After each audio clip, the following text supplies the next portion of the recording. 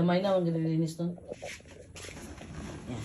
Bumili ako ng oven toaster, guys. Ayan. Tinanggal ko na sa karton at hindi nila tinatanggal. Paano gamitin? Oh. Ayan. 4 na slice bread ang pwede mailagay. Ayan. May presyo pa.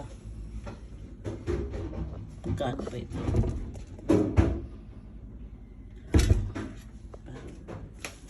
Kasi may saksakan naman dito. Ayan. May saksakan dyan. So, tagamit lang ng extension. Ano? Hindi magkasya? Kasya? Takip na. Saan ba ito?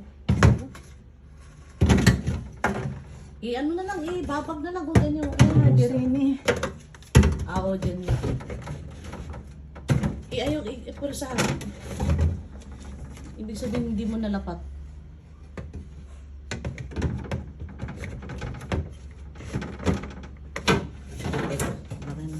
Ginamit ko kasi yan nung walang taong dito, may mga konting ano.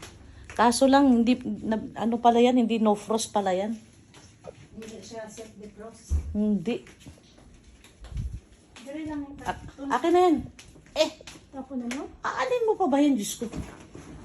Tabi-tabi mo pa, buti kung maglipat-lipat ka pa ng bahay, kailangan mo to. Na, kung mag-toaster ka na, o pwede diri, o na may stage. Hindi nyo, ano yung toaster, Jiboy? Saan paggamit sa toaster, hindi nyo lang tinanggal sa karton.